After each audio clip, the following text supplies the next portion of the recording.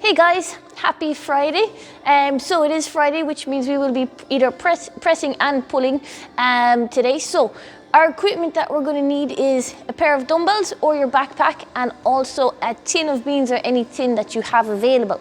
So we're going to start off with our warm-up, guys. What we're looking for today is our tin spin, our scap push-ups, and our T-spine rotation. So I'll go through one round, but you're going to do 3 rounds in total for me.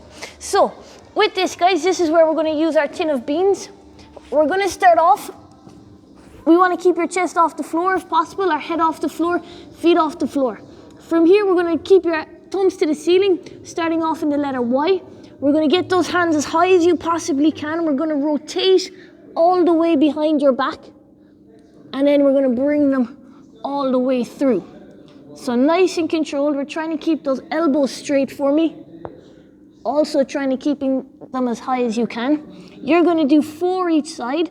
Then when we do 4, we're going to change direction. So from here, I'm now going to do 4 the other direction. Again, exact same rules apply. Keep the arms straight.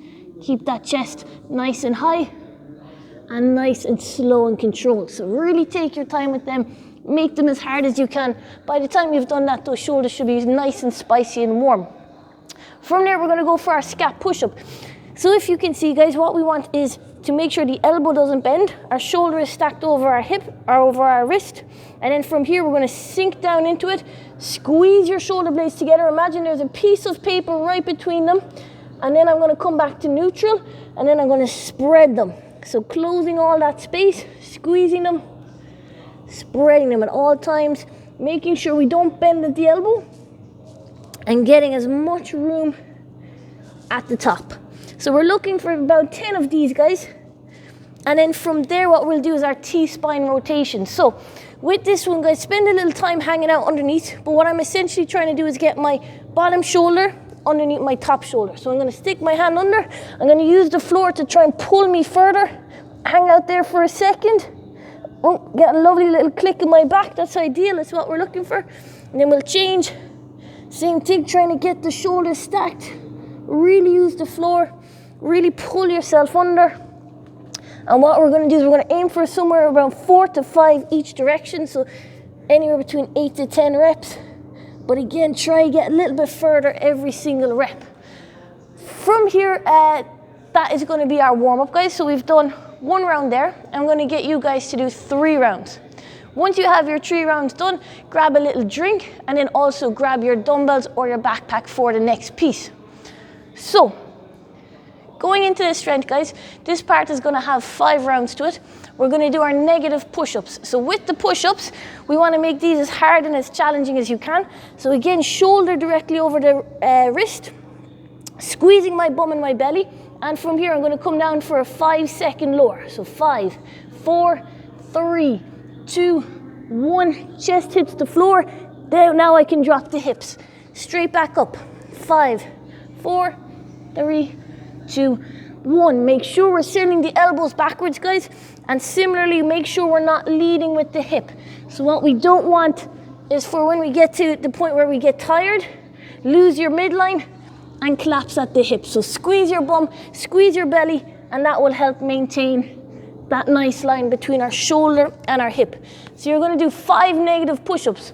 From there, we're going to do our row to pockets. And again, if you have a backpack, you can do this as a bent over row with your backpack. Hopefully it'll be nice and heavy. But if it isn't, we can make it a little bit harder by pulling, pausing for 2 seconds and lowering back down. If we have the dumbbells, we're going to go for our row to pockets again. And the same thing, if your dumbbells are particularly light, guys, you can have a little pause at the hip. So we're going to set up like our RDL, soft knees and hinge. From here now, my dumbbells are pointing to the floor. I'm going to pull to my pocket and breathe out. In on the way down. Again, if they're extremely light, pause, 1, 2, and lower.